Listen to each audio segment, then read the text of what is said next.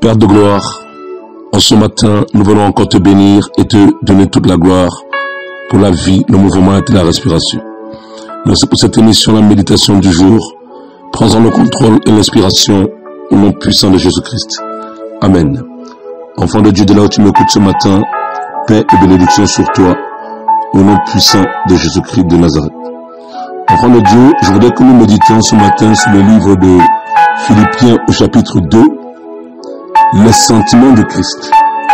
Il est écrit dans le livre de Philippiens chapitre 2, à compter du verset 5, « Ayez en vous les sentiments qui étaient en Jésus-Christ, lequel, existant en forme de Dieu, n'a pas regardé comme une croix à arracher d'être égal avec Dieu, mais s'est dépouillé lui-même en prenant une forme de serviteur, en devenant semblable aux hommes, et ayant paru comme un simple homme, il s'est humilié, même se rendant obéissant jusqu'à la mort, même jusqu'à la mort de la croix. » Je voudrais que tu comprennes une chose ce matin. Ton problème n'est jamais l'autre. Quelle que soit l'offense qu'on peut recevoir de notre prochain, ton prochain n'est pas ton problème.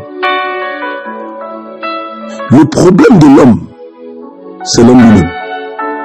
Rappelez-vous que lorsque, dans le livre de Genèse 3, le diable viendra séduire l'homme et la femme, il va leur proposer de devenir comme des dieux. Il va révéler l'ego de l'homme. Et l'homme a désobéi parce que il a accepté cette pensée de devenir comme Dieu. C'est ainsi que l'homme a pris la nature du diable, la nature du péché. Pourquoi? Parce que l'homme aussi, autant que le diable, a voulu se faire égal à Dieu. Et aujourd'hui, le problème fondamental de chaque être humain, c'est l'orgueil. Parce que l'orgueil marche toujours avec le péché d'incrédulité.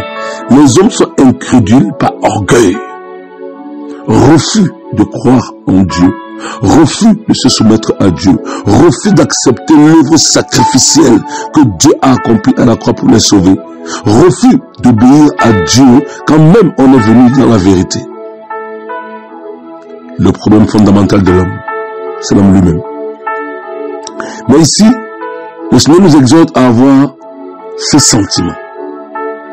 Et le sentiment qui est mis en évidence ici dans le livre de Philippiens 2, à côté du verset 5, c'est l'humilité. L'humilité. La Bible déclare que le Seigneur ne s'est pas regardé comme égal à Dieu, bien qu'étant Dieu lui-même. C'est extraordinaire. Il a pris une forme humaine. Il a accepté prendre un corps de terre. Il s'est rendu semblable aux hommes que nous sommes. Il a traversé les mêmes souffrances que connaissent les hommes pour mourir d'une mort où il a été humilié. Mais pourquoi la parole déclare qu'il a été humilié jusqu'à la mort de la croix? Parce que la mort de la croix, c'est la pire des humiliations qu'un homme pouvait avoir dans ce monde. Et il accepte. Cette mort va révéler la profondeur de l'humilité de Dieu.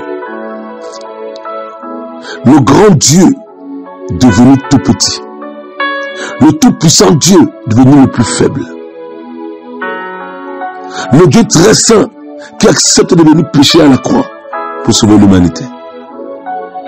Je veux que tu comprennes que la caractéristique propre d'un enfant de Dieu, c'est l'humilité. Il n'y a pas de ciel sans l'humilité. L'humilité, c'est pour les humbles. C'est pourquoi quiconque veut aller au ciel doit apprendre à développer l'humilité. Mais l'humilité, on l'acquiert par l'humiliation. Et l'humiliation, parfois, est produite par les épreuves, les différentes injustices qu'on peut subir. Parce que souvenez-vous que sur le chemin de la croix, le Seigneur a subi des injustices. Mais il n'en a voulu à personne. Il a accepté toute injustice qu'il subissait comme étant la volonté de Dieu pour lui. Et il a béni tous ceux qui nous faisaient du mal. C'est ça un homme humble. C'est un homme qui n'en veut à personne, mais qui apprend toujours à se reposer sur Dieu.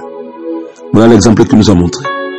Et toi et moi, aujourd'hui, ce qu'il attend, c'est que nous apprenions à développer ce sentiment d'humilité.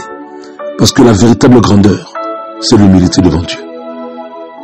Le Seigneur dit, ayez en vous les sentiments qui étaient en Christ. Pourquoi Paul dit ça, inspiré par le Saint-Esprit? Parce que l'homme naturellement est animé des sentiments égoïstes, des sentiments de méchanceté, des sentiments d'orgueil, des sentiments d'affirmation propre, des sentiments de valorisation propre. Laisse Dieu te valoriser. Mais sache que la valorisation de Dieu passe souvent par l'humiliation. Alléluia. Parfois, pour pouvoir connaître la grandeur selon Dieu, on doit pouvoir se passer par le chemin de l'humiliation. Car sans humiliation, il n'y a pas d'humilité. Que cette semaine qui commence soit une semaine bénie pour toi. Au nom de Jésus-Christ de Nazareth.